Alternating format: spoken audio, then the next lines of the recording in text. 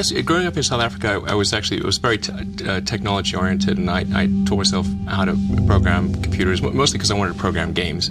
And when I was about 12, I sold my first game, and whenever I'd read about technology and great innovation, it was coming from the United States. And so when I was 17, as soon as I got my Canadian passport, 3 weeks later I was in Canada. So after PayPal, that gave me a fair bit of capital, and there were three areas. When I was in college, there were three areas that I thought would most affect the future of humanity. And those were the internet, the transition to a sustainable energy and transportation sector, and the third was space exploration, in particular the extension of life to multiple planets. It really wasn't from the perspective of what's the rank-ordered best way to make money, which is okay, but it was really what I think is going to most affect the future of humanity. So that's the basis for SpaceX, Tesla, and Solar City. And when I started SpaceX, initially I thought that, well, there's no way one could possibly start a rocket company. I wasn't that crazy. So I actually went to Russia 3 times to look at buying a refurbished ICBM. So after my third trip, I said, okay, well, what we really need to do here is try to solve the space transport problem, and started SpaceX. This was against the advice of pretty much everyone I talked to. It was tough going there in the beginning because I'd never built anything physical. I mean, I'd built like little model rockets as a kid and that kind of thing, but I'd never had a company that built anything physical. The odds of me coming into the rocket business, not knowing anything about rockets, not having ever built anything, I mean, I would have to be insane if I thought the odds were in my favor. Why even begin? When something is important enough, you do it even though the odds are not in your favor. And so we did all that and then failed 3 times. It was tough going.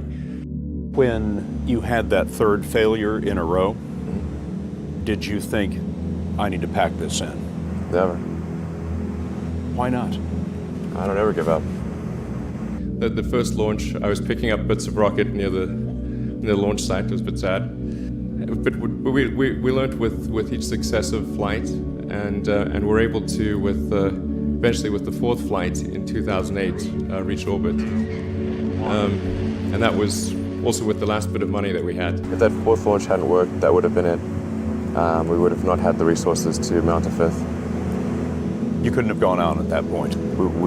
Yes, death would have been, I think, inevitable because we did not have the resources to mount a 5th launch. And then on the Tesla front, the goal with Tesla was really to try to show that what electric cars can do, because people had the wrong impression. We had to change people's perception of an electric vehicle, because they used to think of it as something that was slow and ugly and had low range, kind of like a golf cart.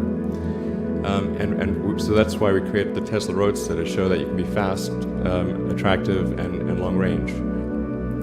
So we made the Tesla Roadster, and now we're coming out soon with the Model S, which is a 4-door sedan. Because after we made the Tesla Roadster, people said, oh, sure. We always knew you could make a car like that. It's an expensive car, and it's low volume, and it's small and all that, but you couldn't make a real car. I'm like, okay, fine, I'm gonna make that too. A lot of people, a lot of experts, maybe journalists, all the kind of, the public in general have a lot of doubt about whether it's possible. And you yourself know that even if it's a non-null set, non-empty set of success, it's still unlikely or very difficult.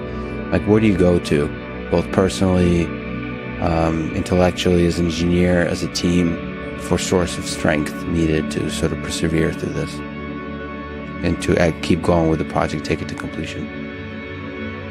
I just really not how I think about things.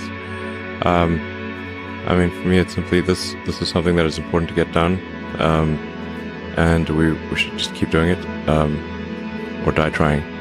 And I don't need a source of strength. So quitting is not even like... It's not in my nature. Okay. And I don't care about optimism or pessimism. fuck that, we're going to get it done.